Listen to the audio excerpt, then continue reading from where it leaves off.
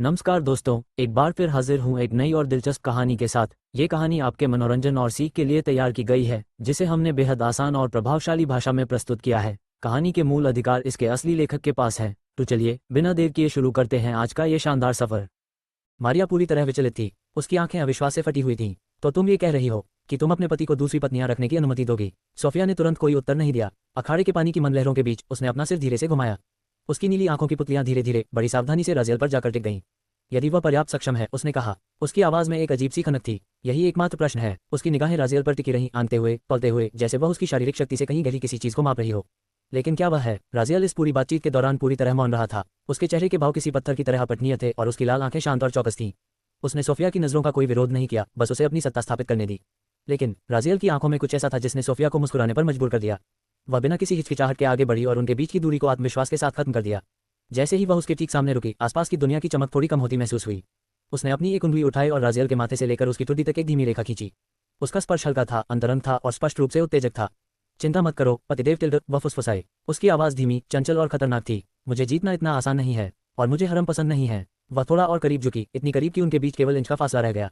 लेकिन ये भी आपके प्रदर्शन पर निर्भर करता है। मुझे निराश मत करना। मारिया से अब और रहा नहीं गया। कैसा पति? वह बीच में कड़क कर बोली। उसने सोफिया को राजियल से दूर धकेला। तुमने ये स्वीकार कर लिया होगा, पर इसका मतलब यह नहीं कि उसने भी किया है। क्या तुम्हें सच में लगता है कि उसे औरतों में कोई दिलचस्पी है? सोफिया चौंक गई, लेकिन तभी मारिया के पीछे से एक ठंडी आवाज गूंजी। मैंने पहले ही स्वीकार कर लिया है। शब्द शांत थे लेकिन अटल थे। मारिया जैसे जम गई। राजियल ने बिना किसी झिझक के अपनी स्वीकृति दे दी थी। सोफिया की आंखों में एक चमक आए। यह अच्छा है, उसने मधुरता से कहा। तुमने क्या? मारिया की आवाज फटी जा रही थी। उसने झटके से अपना सिर राजियल की ओर घुमाया। उसकी आंखों में झटका, भ्रम और एक गहरा दुख मिला जुला था। राजा का प्रहार, परंपरा का टूटना। इससे पहले कि मारिया कुछ और कह पाती, राजा जूलियस की आवाज पूरे कोलोसियम में किसी गरजते हुए समुद्र की तरह गूंजी। सोफिया, यहाँ आओ। स्टेडियम का माहौल एक पल में बदल गया। राजा का चेहरा कठोर था। फ्लोटिंग स्क्रीन पर उनकी विशाल छवि उभर आई। अटलांटिस के वासियों, राजा ने शुरू किया, आज मैं जूलियस एटलस नेपच्यून इतिहास में पहली बार एक पवित्र परंपरा को तोड़ने जा रहा हूँ। पूरे कोलोसियम में फुसफुसाहट और सदमे की लहर दौड़ गई। राजा ने अपनी आवाज और बुलंद की, मैं अपनी बेटी को इस प्रतियोगिता के विजेता से विवाह करने की अनुमति नहीं दे सकता। ये निर्णय कठिन है, लेकिन एक राजा के रूप में मेरा कर्तव्य सर्वोपरि है। उन्होंने राजियल की ओर इशारा किया, उनकी आंखें नफरत से चमक रही थीं। इसका कारण सरल है, इस प्रतियोगिता का विजेता एक इंसान है। कोलोसियम में धमाका हो गया। अपमान और अविश्वास का शोर इतना तेज था कि लहरें उठने लगीं। अटलांटिस के गौरव को एक इंसान ने चुनौती दी थी और राजा ने उसे कुचलने का फैसला कर लिया था। आतकी शातिर चाल। राजियल पर लाखों निगाहों का बोझ था, लेकिन वह टसे मज नहीं हुआ। उसने पास खड़े आतकी ओर देखा। तो तुमने कहा था कि यह होगा, अब क्या? आथा मुस्कुराया। चिंता मत करो, तुमने मदद के लिए सही व्यक्ति को चुना है। उसने राजियल के कान के पास झुककर कुछ ऐसी बात कही जो कोई और नहीं सुन सकता था। ध्यान से सुनो, मैं जो कह रहा हूँ वही करना। उसके बाद कोई देवता भी तुम्हें नहीं रोक पाएगा। राजियल के चेहरे पर पहली बार एक झटका महसूस हुआ। क्या तुम इसके बारे में पक्के हो? आतक की आंखों में चमक थी। बस मेरे स्टेप्स फॉलो करो और तुम्हारी शादी पक्की। परम धमाका, वह गर्भवती है। राजियल ने एक लंबी सांस ली। वह अखाड़े के बीच में सीधे राजा जूलियस की ओर बढ़ा। आप इसे नहीं रोक सकते। उसकी आवाज राजा के अधिकार को चुनौती दे रही थी। राजा जूलियस उसकी ओर मुड़े। उनकी आभा औरत राजियल को कुचलने के लिए तैयार थी। और मैं ऐसा क्यों नहीं करूंगा? इंसान। राजियल पीछे नहीं हटा। उसने एक बहुत ही सोचा समझा और साहसिक कदम उठाया। उसने सोफिया की कमर के चारों ओर अपना हाथ डाला और उसे मजबूती से अपनी ओर खींच लिया।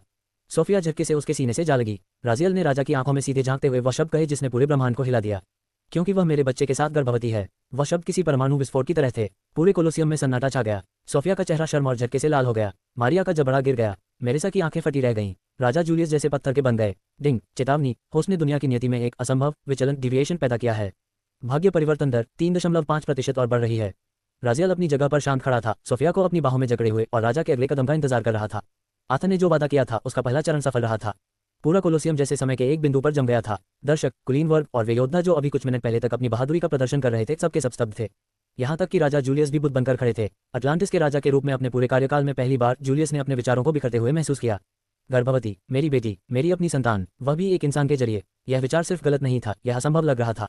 उनके दिमाग ने इसे तुरंत नकार दिया, लेकिन सामने का दृश्य कुछ और ही कह रहा था। राजियल का हाथ सोफिया की कमर पर मजबूती से टिका था और सोफिया का मौन किसी भी विरोध से ज्यादा भारी था। जूलियस के शब्द गले में ही अटक कर रह गए। मारिया का संदेह और आतंकी खुशी। ऊपर स्टैंड में मारिया की आंखें फड़क रही थीं। राजियल का वह वाक्य, वह मेरे बच्चे की मां बनने वाली है, मारिया को किसी थप्पड़ जैसा लगा। उसे यकीन था कि यह एक सफेद झूठ है, एक शातिर, लापरवाह और बेवकूफी भरा झूठ। उसने झटके से आतंकी ओर देखा। क्या यही तुम्हारा प्लान था? उसने धीमी पर चिड़चिड़ी आवाज में पूछा। आतंक से मज नहीं हुआ। उसने अपने होठों पर उंगली रखी। शश, धीरे बोलो। उसके चेहरे पर एक बेशर्म मुस्कान थी। वह अपने पिता के चेहरे पर बदलते रंगों का मजा ले रहा था। अजीब लोग हैं, मारिया ने सिर हिलाते हुए कहा। अखाड़े का तनाव और राजियल का सच। अखाड़े में सोफिया की सांसें रुकी हुई थीं। राजियल का हाथ उसकी कमर पर उसे एक जगह स्थिर रखे हुए था। उसका स्पर्श बहुत करीब था, स्थिति के लिए कुछ ज्यादा ही करीब। सोफिया समझ गई थी कि राजियल क्या कर रहा है। अपने पिता को ताकत से मनाना नामुमकिन था, लेकिन इस शर्मनाक झूठ से उन्हें कोने में धकेला जा सकता था। सोफिया ने धीरे से अपना सिर हिलाया, नॉट किया। यह एक मामूली हरकत थी, लेकिन जूलियस के लिए यह किसी भूकंप से कम नहीं थी। तुम जूलियस की उंगली राजियल की ओर उठी, जो काम रही थी।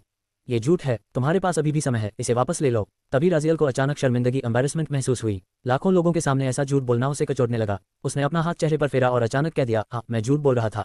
जो भी हो, आतंक की मुस्कान जम गई। सोफिया का चेहरा गुस्से से लाल हो गया। तुमने अभी हार क्यों मानी? उसकी आंखों ने राजियल से सवाल किया। राजा जूलियस ने राहत की एक लंबी सांस ली। चलो, अच्छा है, पर दोबारा ऐसी हरकत मत करना, वरना मैं तुम्हें नहीं छोड़ूंगा। असली चुनौती, समंदर का त्रिशूल, द ट्राइडेंट। राजा जूलियस ने अपनी सत्ता वापस संभालते हुए कहा, मैंने कह दिया है, तुम मुझसे शादी नहीं कर सकते। तुम इंसान हो, अटलांटिस के लोग इसे कभी स्वीकार नहीं करेंगे। कुछ और मांगो। राजियल की आंखें धीरे से उठीं। आपकी राय बदलने के लिए क्या करना होगा? जूलियस ने दो टूक कहा, समय में पीछे जाओ और अटलांटियन बनकर पैदा हो। इसके अलावा कोई रास्ता नहीं है। मैं पूरी जाति के सम्मान से समझौता नहीं करूंगा। राजियल ने अपनी बाहें सिकुड़ी। उसकी नजर जूलियस के हाथ में पकड़े सी ट्राइडेंट ऑफ द सी पर पड़ी। यह अटलांटिस का सबसे पवित्र और शक्तिशाली हथियार था, जिसे सिर्फ योग्य ही उठा सकता था। अगर ये त्रिशूल मुझे पहचान ले तो क्या मुझे शासन करने के योग्य माना जाएगा? राजियल ने अचानक पूछा। जूलियस खिलखिलाकर हंस पड़े। तुम्हें लगता है तुम इसे उठा सकते हो? शाही खून वाले भी इसे नहीं उठा पाते। यह असंभव है। उन्होंने त्रिशूल को फर्श पर गाड़ दिया। राजियल ने बिना किसी हिचकिचाहट के आगे बढ़कर त्रिशूल का हत्था पकड़ा और उसे ऊपर उठा लिया। डिंग, बधाई हो, आपके son in law of all sea title के कारण एक गुप्त प्रभाव सक्रिय हुआ है। आप इस पवित्र खजाने को उठाने की आंशिक योग्यता प्राप्त कर चुके हैं। पूरा कोलोसियम मौत की तरह शांत हो गया। राजियल ने उस विशाल त्रिशूल को ऐसे पकड़ा था जैसे वह पंख जैसा हल्का हो। जूलियस जैसे पत्थर की मूर्ति बन गए। आथा का पतन। प्रिंस आथा अपने घुटनों के बल गिर पड़ा। उसकी आंखों से आंसू और नाक से सोंठ बहने लगी। ये कैसे मुमकिन है? मैं शुद्ध खून वाला राजकुमार हूँ। मैंने पूरी जिंदगी ट्रेनिंग ली है। एक इंसान मुझसे ज्यादा योग्य कैसे हो सकता है? राजियल ने त्रिशूल को घुमाया और शांत भाव से पूछा, तो अब मैं राजकुमारी से शादी कर सकता हूँ, या मुझे सीधे सिंहासन मांगना चाहिए? जूलियस के गले से एक घूंट नीचे उतरा। अटलांटिस का पूरा ढांचा एक पल में चरमरा गया था। राजा जूलियस मौन हो गए। ये वह मौन नहीं था जो वे अक्सर प्रजा को संबोधित करते समय प्रभाव डालने के लिए इस्तेमाल करते थे। ये वह सन्नाटा था जो तब आता है जब किसी व्यक्ति की उम्मीदें इतनी तेजी से टूटती हैं कि उसका दिमाग तालमेल नहीं बिठा पाता। राजियल वहां खड़ा था। समंदर का त्रिशूल उसके हाथ में ऐसे था जैसे वह हमेशा से उसका ही हो। न कंपन, न विरोध, न कोई अस्वीकृति। वह पवित्र हथियार जिसने अनगिनत अटलांटियनों, राजकुमारों, योद्धाओं और सम्राटों के सपनों को कुचला था, अब एक इंसान की पकड़ में शांति से आराम कर रहा था। और उससे भी बुरी बात यह थी कि वह इंसान इसके बारे में पूरी तरह शांत था। कोई विस्मय नहीं, कोई कांपती हुई उत्तेजना नहीं, बस स्वीकृति। जूलियस ने पहले त्रिशूल को देखा, फिर राजियल के हाथ को और अंत में उसके चेहरे को। उस लड़के की दृष्टता उनके सीने में भारीपन पैदा कर रही थी। उसने न केवल त्रिशूल उठाया, बल्कि उसे इतनी सहजता से उठाया कि वह एक मजाक जैसा लग रहा था। क्या मैं अब राजकुमारी से शादी कर सकता हूँ, या मुझे इसके बजाय सिंहासन मांगना चाहिए? दशकों में पहली बार राजा जूलियस ने खुद को खतरनाक रूप से घिरा हुआ महसूस किया। उन्होंने अपनी बाहें सिकुड़ी और सीधे खड़े हो गए। ठीक है, जूलियस ने भारी आवाज में कहा, तुम राजा बन सकते हो। चूंकि त्रिशूल ने तुम्हें पहचान लिया है, तुम योग्य हो। लेकिन एक शर्त है। उनके होठों पर एक टेढ़ी मुस्कान आई। मुझे भी इसी ने चुना है। अगर तुम्हें सिंहासन चाहिए तो तुम्हें मुझसे लड़ना होगा। जीवन और मृत्यु का युद्ध। विजेता को ताज मिलेगा। यह एक स्पष्ट जाल था। जूलियस को लगा कि लड़का डर जाएगा और पीछे हट जाएगा, लेकिन राजियल ने बस अपना एक हाथ उठाया। उसकी कोई जरूरत नहीं है, उसने ऐसे कहा जैसे किसी ड्रीम के लिए मना कर रहा हो। कोई दिलचस्पी नहीं है। वह इतना मूर्ख नहीं था कि ये सीधे जाल में फंस जाए। मैं यहाँ शादी के लिए आया हूँ, और मुझे लगता है कि अब आपको खुद को और शर्मिंदा करना बंद कर देना चाहिए। आपके पास मुझे रोकने का कोई कारण नहीं बचा है। जूलियस उसे देखते रह गए। इस बार वह सदमा नहीं, बल्कि मूल्यांकन था। लड़का सुंदर था, ताकतवर था और विरेलेंट खानदान का वारिस था। इकलौती कमी ये थी कि वह इंसान था, पर अब तो त्रिशूल ने भी उसे चुन लिया था। बेटी का हाथ और दौलत की दीवार। पिताजी, सोफिया ने शांति से बीच में हस्तक्षेप किया, मुझे नहीं लगता कि अब आपका इस मामले में कोई अधिकार बचा है। यह मेरी नियति है। माँ ने भी यही कहा था कि मुझे इसे स्वीकार करना चाहिए। उसने धीरे से राजियल का हाथ अपनी कमर से हटाया। उसकी शर्मिंदगी साफ दिख रही थी, पर वह उसके साथ खड़ी रही। राजा जूलियस ने अपनी आंखें मूंद लीं। उन्होंने हार मान ली। ठीक है, मैं अनुमति देता हूँ, तुम शादी कर सकते हो। सोफिया के चेहरे पर मुस्कान खिल उठी। राजियल को भी एक विजेता वाली नहीं, बल्कि एक संतुष्ट मुस्कान मिली। नहीं यही। प्रिंस आथा अखाड़े के फर्श पर गिर पड़ा। वह फूट फूट कर रोने लगा। ये गलत है, बहुत गलत है। मेरी बहन की शादी एक इंसान से, मेरा भविष्य खत्म हो गया। वह जमीन पर लौटते हुए विलाप करने लगा। सुंदर अप्सराओं, आओ मुझे ले जाओ, मैं आ रहा हूँ। मारिया ने उस रोते हुए राजकुमार को एक नजर तक नहीं देखा। उसका पूरा ध्यान राजियल, सोफिया और जूलियस पर था। राजा का आखिरी दांव, वेरिडियन की तराजू, स्केल्स ऑफ वेरिडाइन। तुम शादी कर सकते हो, राजा ने कहा, लेकिन वह तुम्हारे साथ कहीं नहीं जाएगी। तुम्हें यहीं अटलांटिस में रहना होगा। मैं उसे जमीन पर ले जाने की अनुमति नहीं दे सकता, और यह बात मोलभाव के लायक नहीं है। राजियल चिढ़ गया, पर मुझे जमीन पर जरूरी काम है, मैं यहाँ नहीं रुक सकता। राजा जूलियस हंसे, तो तुम्हें इंतजार करना होगा लड़के। परंपरा के अनुसार एक आदमी अपनी बेटी को तब तक उसके पिता से दूर नहीं ले जा सकता जब तक वह उसके परिवार से ज्यादा अमीर न साबित हो जाए। उन्होंने राजियल की ओर देखते हुए एक शातिर मुस्कान दी। और तुम अभी बहुत पीछे हो। सोफिया ने राजियल के कान में फुसफुसाया, छोड़ो इसे, तुम पिताजी को दौलत में नहीं हरा सकते।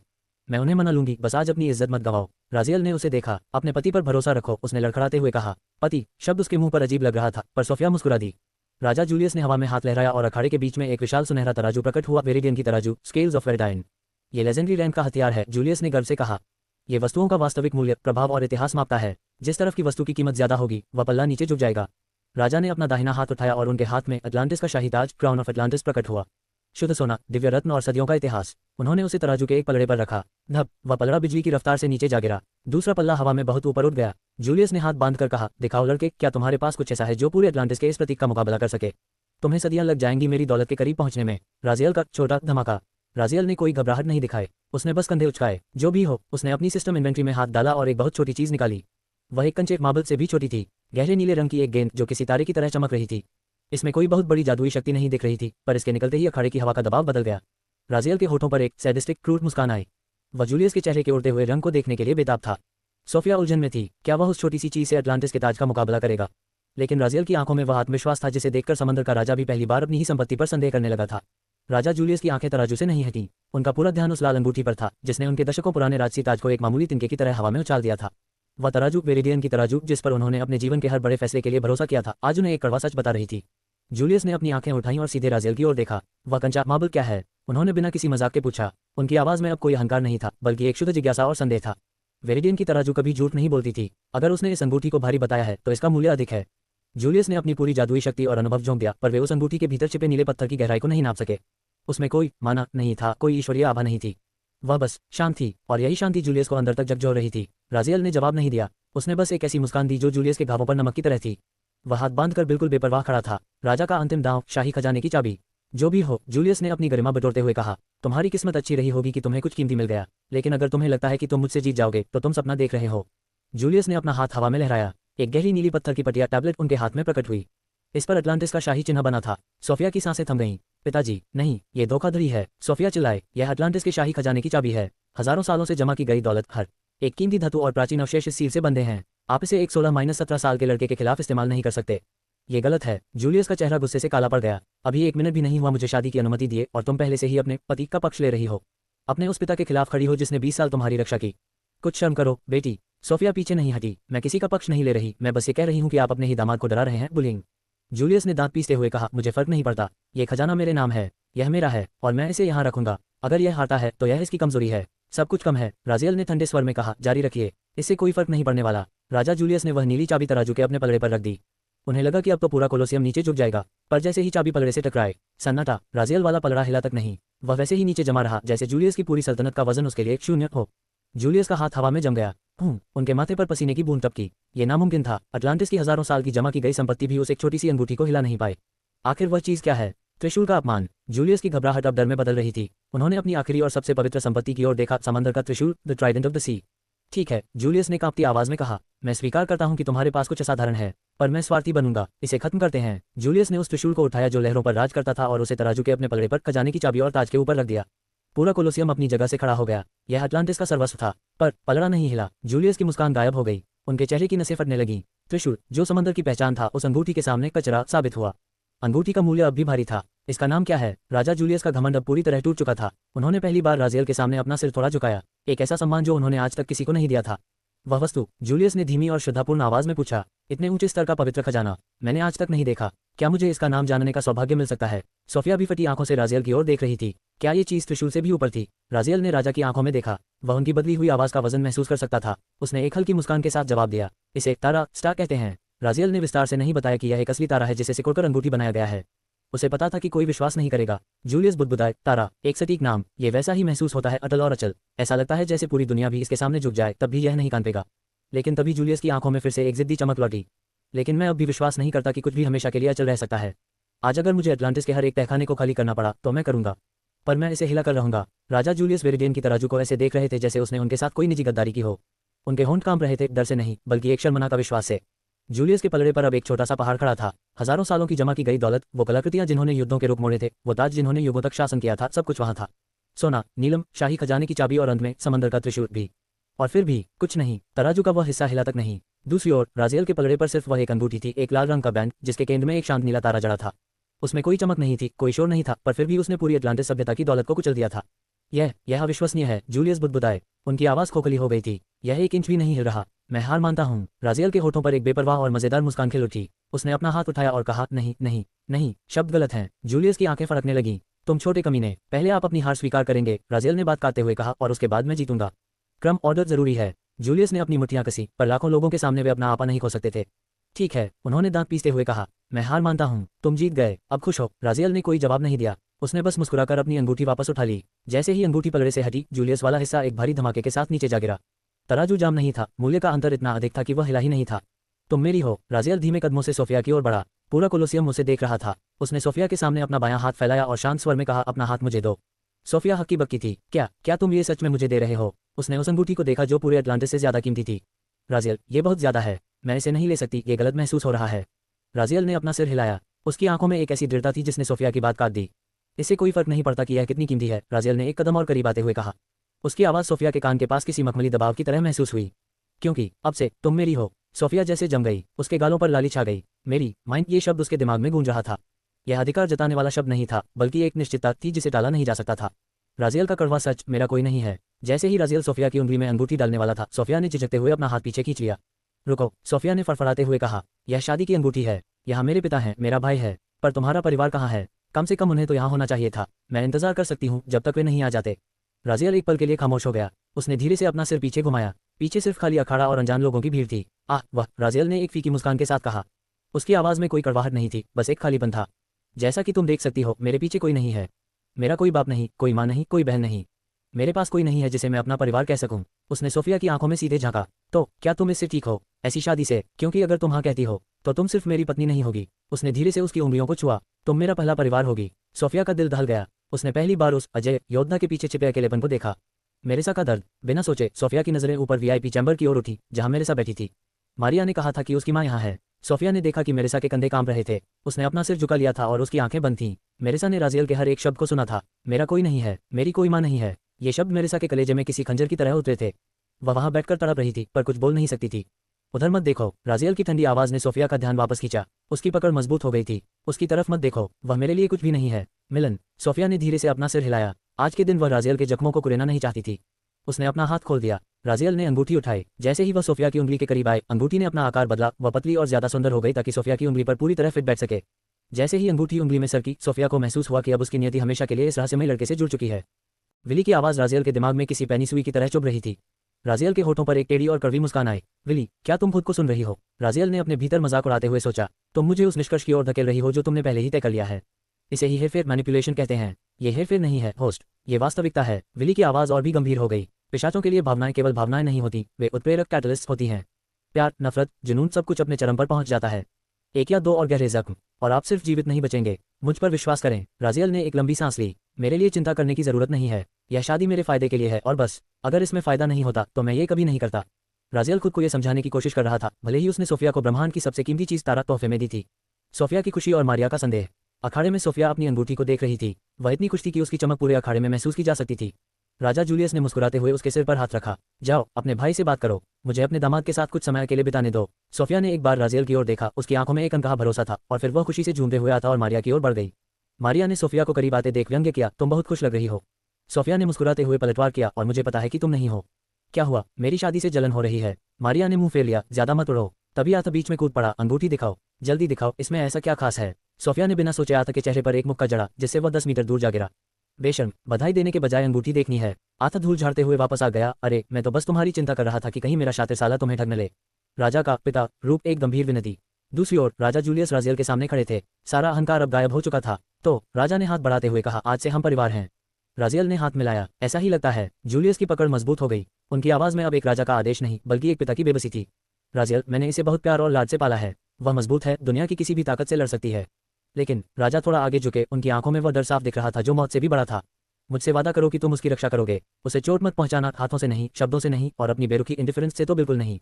राजा की आवाज लगभग टूट गई। अगर कभी ऐसा समय आए कि तुम उसे और नहीं चाहते, तो उसे वापस मेरे पास ले आना। मैं उसे बिना किसी सवाल के स्वीकार करूंगा। बस उसे लापरवाही से मत छोड़ना। राजियल के सीने में एक अजीब सी हलचल हुई। उसने आज तक मौत का सामना किया था, पर एक पिता का ये निस्वार्थ प्रेम उसे परेशान कर रहा था। उसने जूलियस की आंखों में देखते हुए कहा, चिंता मत कीजिए, मैं उसका ख्याल रखूंगा। मैं वादा करता हूँ। प्रस्थान, ओशन ब्लैक का रहस्य। राजा जूलियस ने एक राहत की सांस ली। उन्होंने हवा में हाथ लहराया और एक गहरा नीला कंपास प्रकट हुआ। यह साधारण कंपास नहीं है, जूलियस ने इसे राजियल की ओर बढ़ाते हुए कहा। यह ओशन ब्लैक का मार्ग दिखाता है, वह स्थान जहां कोई रोशनी नहीं पहुंचती, जहां समंदर के सबसे गहरे रहस्य दफन है। तुम्हें वहां जाना होगा। राजियल ने उस कंपास को पकड़ा। सुई पागलों की तरह घूम रही थी, जैसे वह किसी ऐसी शक्ति की ओर इशारा कर रही हो जो खुद ब्रह्मांड को चुनौती दे सके। राजियल ने राजा जूलियस को आखिरी बार देखा और फिर मुड़कर सोफिया, मारिया और आता की ओर चल दिया। उनके पास पहुंचकर उसने वह गहरा नीला कंपास ऊपर उठाया। ठीक है, उसने शांत स्वर में कहा, हमें निकलना चाहिए, मुझे लोकेशन मिल गई है। राजा ने कहा है कि यह बहुत दूर है, हमारी रफ्तार से भी 7-8 दिन लग जाएंगे। लेकिन कोई जवाब नहीं आया। राजियल के कदम ठिठक गए। मारिया और सोफिया उसे देख रही थी, सामान्य रूप से नहीं, बल्कि एक ऐसी तीखी और अटूट तीव्रता के साथ की हवा भारी हो गई थी। सोफिया की आंखों में एक चमक और उम्मीद थी, जबकि मारिया की आंखें ठंडी और अशांत थीं। क्या हुआ? राजियल ने माथे पर बल लाते हुए पूछा। कुछ नहीं, सोफिया ने कहा। कुछ नहीं, मारिया ने भी बिल्कुल उसी पल कहा। दोनों की नजरें आपस में टकराईं। चिंगारियां शारीरिक रूप से नहीं उड़ी, लेकिन तनाव इतना गहरा था कि आथ ने अपना मुंह छिपाकर हंसना शुरू कर दिया। राजियल पूरी तरह उलझन में था। उसे समझ नहीं आ रहा था कि आखिर चल क्या रहा है। आथ की चेतावनी और राजियल की नादानी। आथ ने राजियल के कंधे पर हाथ रखा और फुसफुसाया, मानना पड़ेगा साले साहब, मेरी आंखें धोखा नहीं खाती। तुम वाकई टैलेंटेड हो। मेरी बहन को इतनी जल्दी कंपटीशन में डाल दिया। लहरों से खेलना खतरनाक हो सकता है, संभल कर रहना। राजियल ने उसे गौर से देखा। कंपटीशन? कैसा कंपटीशन? आथ का चेहरा उतर गया। क्या ये बंदा सच में इतना बोला है? आथ ने सोफिया के लाल गाल देखे और मारिया की तनी हुई बाहें। छोड़ो यार, तुम्हें खुद समझ आ जाएगा, या शायद नहीं, मुझे वाइफ कहो। तभी सोफिया ने जानबूझकर खुद को राजियल और मारिया के बीच में खड़ा कर लिया। उसने कमर पर हाथ रखा और राजियल से कहा, अब जब हमारी शादी हो गई है तो क्या तुम्हें मुझे उन खास शब्दों से नहीं बुलाना चाहिए? राजियल ने पलकें झपकाईं। खास शब्द मतलब? सोफिया ने चिढ़ते हुए कहा, मैं तुम्हारी पत्नी हूँ, मुझे खास अटेंशन चाहिए। तुमने बस चलो कह दिया। तुम मुझे डार्लिंग, एंजल, हॉट या कम से कम वाइफ तो कह सकते थे। 5 मिनट हो गए शादी को और तुमने एक बार भी मुझे पत्नी नहीं कहा। क्या तुम खुश नहीं हो? राजियल सन रह गया। मेरी पहली बार शादी हुई है, उसने मासूमियत से कहा। मुझे नहीं पता ये सब। तुम बताओ क्या कहना है, मैं वही कह दूंगा। इसमें इतना बड़ा मुद्दा बनाने की क्या जरूरत है? सोफिया की आंखें फैल गईं। पहली बार? इसका क्या मतलब है? क्या तुम कई बार शादी करने के बाद सीखोगे? क्या तुम्हारे दिमाग में कोई और औरत है? राजियल पूरी तरह हताश हो गया। मेरा वह मतलब नहीं था। तुम क्या बातें कर रही हो? मारिया का ठंडा वार। आथ ने राजियल का कंधा थपथपाया। छोड़ दो भाई, शादीशुदा जिंदगी में तुम्हारा स्वागत है। राजियल ने हार मानकर सोफिया की ओर देखा। ठीक है, पत्नी, वाइफ। उसने बिना किसी भावना के बहुत ही सपाट लहजे में ये शब्द कहा। लेकिन जैसे ही उसने ये कहा, उसके दिल की धड़कन एक पल के लिए लड़खड़ा गई। एक ऐसी अनुभूति जिसे उसने तुरंत नजरअंदाज कर दिया। पर सोफिया ने उसकी इस हिचकिचाहट को पकड़ लिया। वह मन ही मन मुस्कुराए, कितना प्यारा है, अपनी भावनाओं को छिपाने की कितनी कोशिश कर रहा है। सोफिया ने राजियल का हाथ मजबूती से पकड़ लिया और मारिया की ओर देखकर कहा, सबने हमें बधाई दी, पर एक इंसान अभी भी बाकी है। मारिया, तुम कुछ नहीं कहोगी? मारिया ने ठंडे स्वर में कहा, बधाई किस बात की? शादी ही तो है, सबकी होती है, और मैं अभी 16 साल की हूँ, मुझे इन सब में दिलचस्पी नहीं है। सोफिया ने मजाक उड़ाया। ओह, सिर्फ 16? तुम तो अभी बच्ची हो। तुम्हारे माँ बाप कहाँ हैं? मारिया के चेहरे पर एक तीखी मुस्कान आई। बच्ची? जिससे तुमने शादी की है वह भी 16 साल का ही है। तो मुबारक हो, तुमने एक बच्चे से शादी की है। सोफिया सन रह गई। क्या तुम 16 के हो? राजियल ने सिर हिलाया। सोफिया ने तुरंत बात संभाली। जो भी हो, मेरे माँ बाप के बीच तो लाखों सालों का अंतर है, उसके सामने ये 4 साल कुछ नहीं है। लाखों साल? राजियल और मारिया एक साथ चिल्लाए। सोफिया ने तुरंत अपने मुंह पर हाथ रख लिया। ओह, भूल जाओ इसे, कुछ नहीं। अज़ूर लाइटनिंग आंख, अज़ूर लाइटनिंग आंख। सोफिया ने बात बदलने के लिए अपनी कलाई पर बंधी एक नीली ब्रेसलेट दिखाई। छोड़ो वो सब, डार्लिंग, हम 7 दिन में नहीं बल्कि कुछ घंटों में वहां पहुंच जाएंगे।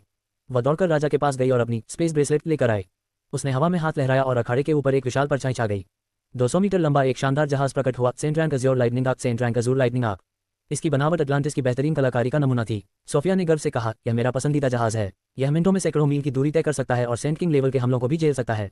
राजियल उस विशाल जहाज को देख रहा था। उसे एहसास हुआ कि उसकी पत्नी न केवल सुंदर है, बल्कि उसके पास ऐसे खिलौने हैं जो पूरी दुनिया की सेनाओं को धूल चटा सकते हैं। अज़ूर लाइटनिंग आंख समंदर की गहराइयों को किसी बिजली की तलवार की तरह चीर रहा था। इसकी रफ्तार इतनी भयानक थी कि रास्ते में आने वाले समुद्री दैत्य सी मॉन्स्टर्स को बचने का मौका तक नहीं मिल रहा था। जहाज का अगला हिस्सा प्राप्त मांस और हड्डियों को काटकर एक सीधा और क्रूर रास्ता बना रहा था। जहाज के पीछे खून से सना हुआ एक लंबा गलियारा बन गया था, जहां मरे हुए जीवों के अंग तैर रहे थे। जहाज के अंदर सन्नाटा था। राजियल सामने के पारदर्शी शीशे से बाहर की तबाही को देख रहा था। अगर यह जहाज तुम्हारे पास पहले होता, उसने बेपरवाह स्वर में कहा, तो सब कुछ बहुत आसान होता। सोफिया ने मुस्कुराते हुए अपने नीले बालों को पीछे झटका। परंपरा के नियम चीटिंग की इजाजत नहीं देते, पतिदेव टिल्डर। और वैसे भी अगर मैं इसका इस्तेमाल करती तो हम आज शादीशुदा नहीं होते। तुमने इस खूबसूरत परी को पाने के लिए अपनी पूरी जिंदगी की किस्मत खर्च कर दी है ना? अशुभ संकेत और बढ़ता तनाव। सोफिया की मुस्कान अचानक फीकी पड़ गई। कुछ अजीब है, अटलांटिस छोड़े अभी सिर्फ 3 घंटे हुए हैं और हम पर 13 बार सेंट किंग रैंक के राक्षसों ने हमला किया है। इतने ताकतवर जीव इतनी जल्दी जल्दी नहीं आते। आज समंदर का व्यवहार समझ से परे है। मारिया ने ठंडे स्वर में कहा, शायद ये भी उसी किस्मत का हिस्सा है जिसकी तुम बात कर रही थी। दोनों के बीच फिर से बहस शुरू होने ही वाली थी कि राजियल ने उन्हें टोक दिया। क्या तुम दोनों चुप रहोगी? तुम बहुत शोर कर रही हो, ये परेशान करने वाला अनोइंग है। सोफिया और मारिया एक साथ चिल्लाई, परेशान करने वाला। सोफिया तो उसे सोफे पर सुलाने की धमकी तक देने लगी, पर राजियल ने उन्हें नजरअंदाज कर दिया। योगराज का अपराध बोध। तभी योगराज राजियल के पास आया। उसकी नजरें कोने में बैठी अरोरा और लेवी पर थीं, जो एक दूसरे के बहुत करीब लग रहे थे। राजियल, मेरी बेटी और उस लड़के के बीच क्या चल रहा है? योगराज की आवाज में एक पिता की लाचारी थी। वह 1 महीने पहले ही अरोरा से मिला था और उसे समझ नहीं आ रहा था कि वह एक पिता के तौर पर उसे रोके या नहीं। राजियल ने उसकी दुविधा को पढ़ लिया। वे एक बहुत बुरे हादसे से साथ गुजरे हैं। बेहतर होगा तुम उनसे ही पूछो। राजियल को मेरे सा और अपनी स्थिति याद आ गई। योगराज भी उसी मोड़ पर खड़ा था जहां मेरे सा खड़ी थी। पूर्ण विराम, दी एब्सोल्यूट हॉल्ट। अचानक फ्लरररकक एक ऐसी आवाज गूंजी जैसे वास्तविकता ही फट गई हो। अज़ूर लाइटनिंग आंख, जो हजारों मील प्रति घंटे की रफ्तार से दौड़ रहा था, अचानक थम गया। कोई झटका नहीं लगा, कोई अलार्म नहीं बजा, बस गतिक मोशन का अस्तित्व ही मिट गया। जहाज के अंदर हर कोई जहां था वहीं जम गया। राजियल की सांसें बीच में रुक गईं। सोफिया का हाथ हवा में स्थिर हो गया और मारिया की उंगलियां मुड़ नहीं पा रही थीं। राजियल ने अपने दांतों को भींचा। वह अपनी पूरी इच्छाशक्ति और फ्लो तकनीक का इस्तेमाल करने की कोशिश कर रहा था, पर उसका शरीर उसके वश में नहीं था। टेलीकिनेसिस, राजियल ने पीसते हुए कहा। वह समझ गया था कि यह शक्ति किसकी है। वह यहाँ दोबारा क्यों आए हैं? योगराज बुदबुदाया, उसका चेहरा उदासी से भर गया। क्या उसने हमें जाने नहीं दिया था? मेरेसा का आगमन। जहाज के सामने का पानी बिना किसी शोर के 2 हिस्सों में बट गया। समंदर ने जैसे खुद उसके लिए रास्ता बनाया हो। गहरे बैंगनी बालों वाली एक महिला जहाज के सामने तैर रही थी। उसके बाल पानी में रेशम की तरह लहरा रहे थे। वह बिल्कुल स्थिर थी, पर उसकी मौजूदगी से स्थान और समय, स्पेस एंड टाइम विकृत महसूस हो रहे थे। वह जहाज के शीशे के ठीक सामने खड़ी होकर अंदर देख रही थी। उसकी निगाहें स्थिर और पलक झपकाए बिना राजियल पर टिकी थीं। क्या ये तुम्हारी मां नहीं है? सोफिया ने फटी आंखों से पूछा। उसका शरीर अभी भी हवा में जमा हुआ था। राजियल जवाब नहीं दे सका। उसका गुस्सा और अपमान उसकी रगों में खौल रहा था। मैं अपनी इतनी शक्ति के बाद भी हिल नहीं पा रहा। वह अपनी फ्लो तकनीक का उपयोग करने की कोशिश कर रहा था, पर आसपास का स्पेस पूरी तरह से लॉक था। बाहर खड़ी महिला मेरेसा वीरलांट ने राजियल की आंखों में झांका। उसकी बैंगनी आंखों में कोई भावना नहीं थी, बस एक अटूट और ठंडा संकल्प था। मेरेसा ने एक लंबी और नियंत्रित सांस ली। यह कोई मामूली आह नहीं थी, ये गूंजते हुए बादलों से भी भारी थी। जब उसने राजियल की उन आंखों में देखा जिनमें केवल तिरस्कार, दूरी और बर्फ जैसी ठंडक थी, तो उसे लगा जैसे किसी ने उसके सीने में खंजर भोंक दिया हो। उसने महायुद्ध देखे थे, महाद्वीपों को मिटते देखा था, पर अपने ही बेटे की आंखों में नफरत उसे तोड़ रही थी। मैं यह नहीं करना चाहती, मेरेसा ने मुट्ठियां भींचते हुए सोचा। पर अब यही एकमात्र रास्ता बचा है। राजियल उसे ऐसे देख रहा था जैसे वह कोई अजनबी हो। उसके लिए माँ शब्द अब महज एक खाली आवाज थी। मेरेसा को सबसे ज्यादा दर्द राजियल के गुस्से से नहीं, बल्कि उसकी बेरुखी इंडिफरेंस से हो रहा था। उसने सरेआम लाखों लोगों के सामने कह दिया कि उसकी कोई मां नहीं है, कोई परिवार नहीं है, जबकि वह जानता था कि मेरेसा वहीं बैठी सब सुन रही है। मेरेसा का खून खौल उठा। उसे लगा कि राजियल एक जिद्दी बच्चे की तरह व्यवहार कर रहा है जो मिली हुई सजा से नाराज है, एक ऐसी सजा जिसका वह पूरी तरह हकदार था। उसने तय कर लिया, अब पानी सिर से ऊपर जा चुका है। वह राजियल को हाथ पैर बांधकर घसीटते हुए घर ले जाएगी, चाहे वह चीखे या चिल्लाए।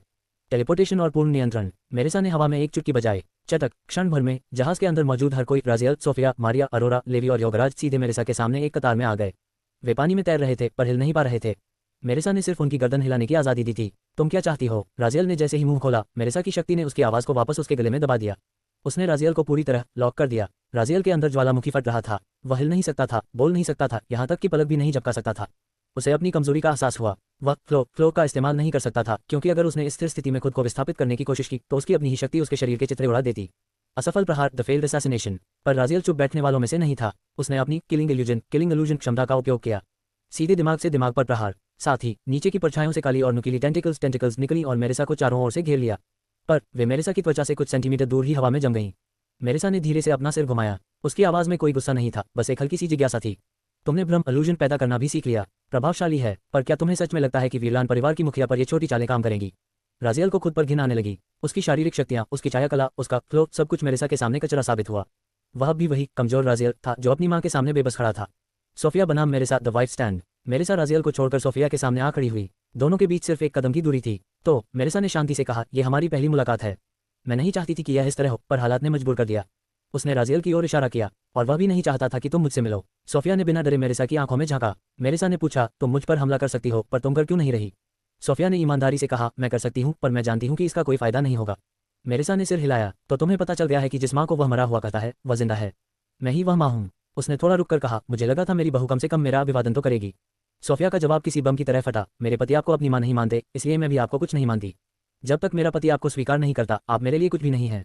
अखाड़े के बाकी लोग, योगराज, अरोरा कांप उठे। ये साफ तौर पर मौत को बुलावा देने जैसा था, पर मेरेसा के चेहरे पर कोई शिकन नहीं आई। सोफिया ने आगे पूछा, आप हमें रोक क्यों रही हैं? आप हमें क्यों रोक रही हैं? सोफिया की आवाज़ ने उस दमघोंटू सन्नाटे को चीर दिया। मेरेसा ने धीरे से अपना सिर घुमाया और राजियल की ओर देखते हुए सपाट लहजे में जवाब दिया, मैं अपने बेटे को लेने आई हूँ। मेरेसा की आवाज़ में कोई भावना नहीं थी। फिर उसकी नज़र सोफिया पर टिकी और अपनी बहू से मिलने। उसने सोफिया को ऊपर से नीचे तक देखा, बिना किसी नफरत के, बस एक ठंडी सटीकता के साथ। जैसा कि मैंने सोचा था, मुझे कम से कम तुमसे मिलना ही चाहिए था। सोफिया को अपनी छाती पर एक भारी दबाव महसूस हुआ। यह कोई जान से मारने की इच्छा नहीं थी, बल्कि एक उपस्थिति, प्रेजेंस का भार था। मेरेसा के सामने सोफिया खुद को बहुत छोटा महसूस कर रही थी। माँ की चेतावनी, तुम शायद मुझे अपनी सास के रूप में न देखो, मेरेसा ने सोफिया की आंखों में झांकते हुए कहा, पर मैं तुम्हें अपनी बहू मानती हूँ। इसलिए एक माँ और एक औरत होने के नाते मैं तुम्हें कुछ बताना चाहती हूँ।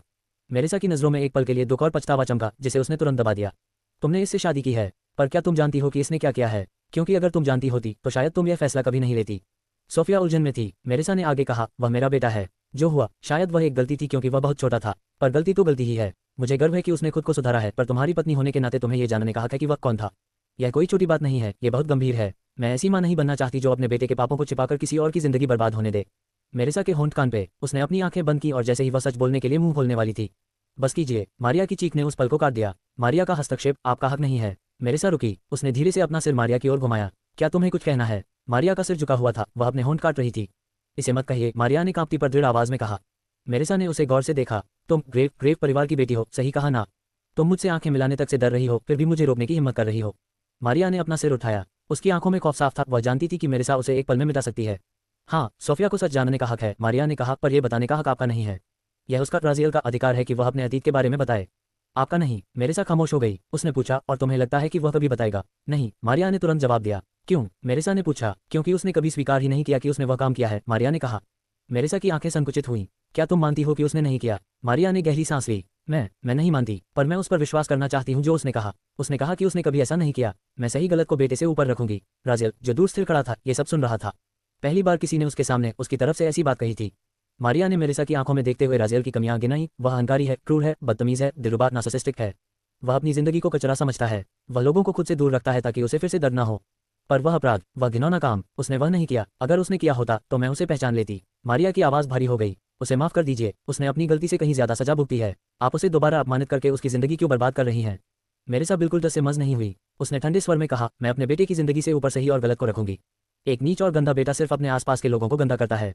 ऐसी हस्ती का कोई मूल्य नहीं है। उसका मर जाना ही बेहतर है। राजियल के अंदर कुछ टूट गया। वह मन ही मन मुस्कुराया। क्या नया है? माँ तो हमेशा से मुझे मारना ही चाहती थी। मारिया का अंतिम जवाब। सोफिया ने कांपती आवाज में पूछा, क्या आपने उसे कभी माफ किया? नहीं, मेरिसा ने कहा, और तब तक नहीं करूंगी जब तक वह घुटनों पर आकर अपनी गलती मानकर माफी नहीं मांगता। फिर मेरिसा मारिया की ओर मुड़ी। क्या तुमने उसे माफ किया? अगर उसने सच में वह किया था? सन्नाटा छा गया। मारिया के चेहरे पर दर्द और संघर्ष था। फिर उसने एक फीकी मुस्कान दी। हाँ, मारिया ने कहा। उसकी आवाज कांप रही थी। वह महज एक बच्चा था। उसने अपनी सजा काट ली है, शायद जरूरत से ज्यादा। मैं उसे माफ करती हूँ। मारिया ने इस बार अपनी नजरें नहीं हटाईं। अखाड़े में एक ऐसा सन्नाटा छा गया जिसे शब्दों में बयान नहीं किया जा सकता था। मेरिसा की तीखी बातों के बाद मारिया पूरी तरह टूट चुकी थी। उसके आंसू थम नहीं रहे थे, पर वे कहीं जा भी नहीं रहे थे, वे बस उसकी बेबसी का हिस्सा बन गए थे। मेरिसा की बातों ने उसके अस्तित्व के उस सबसे संवेदनशील हिस्से पर चोट की थी जिसे उसने कभी किसी को छूने नहीं दिया था। मेरिसा ने मारिया को निराशा से देखा और मुंह फेर लिया, जैसे उसकी पीड़ा अब अप्रासंगिक हो।